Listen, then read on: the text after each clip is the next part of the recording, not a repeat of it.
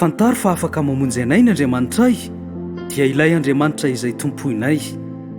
Daniel toko 7:7-7.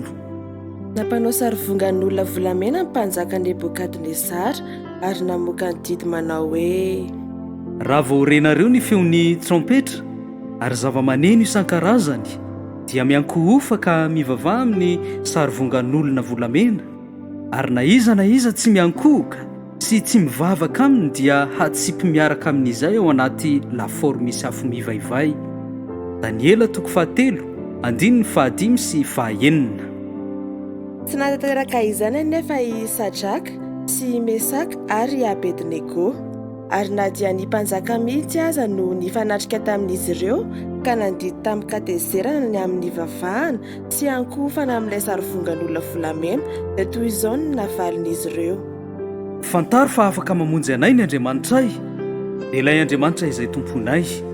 Eny, hanafaka anay amin'ny lafaoro misy afo mivaivay sy amin'ny fahefanao izy ry mpanjaka, ary na tsy hataonay aza izany dia aoka ho fantatrao ry mpanjaka fa ireo Andriamanitrao dia tsy ho tomponay, ary ny sarivongana volamena izay natsanganao dia tsy hivavahanay. 7:7-9.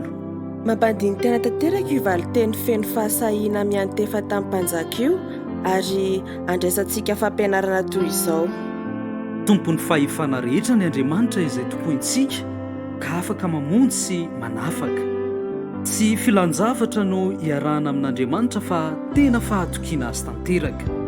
Ny fitiavan'Andriamanitra sy ny fitiavana an'Andriamanitra no hery ahazona miatrika ny zava-misy rehetra. Tompo, Andriamanitra tsy toy ianao ka matoky anao aho. Amen.